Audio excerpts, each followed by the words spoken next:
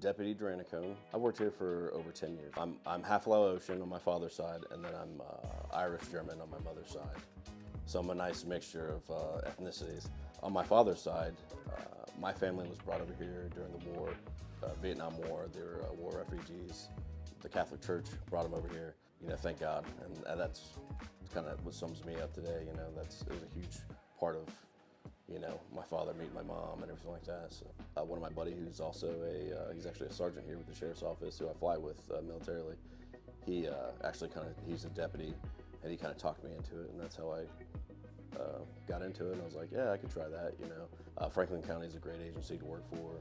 There's a lot of opportunities, different places to go, patrol, courts. I mean, there's corrections. I mean, you can go literally anywhere you want to go. So I was working overtime at the new jail, and it was around 3 o'clock. The nurse came in to do her rounds, and we had a inmate who was a type 1 diabetic.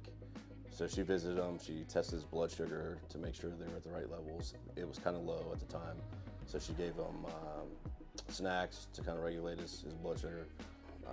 40 minutes later, we were doing tray pass, Deputy Elsie and I, and we came up on his cell, and he opened the trap, and we just noticed that something was off. We immediately pulled him out of the cell. Once we did that, Deputy Elsie was checking his pulse to see if he had a pulse. He didn't have a pulse, and then I had my hand on his chest to see if he was breathing.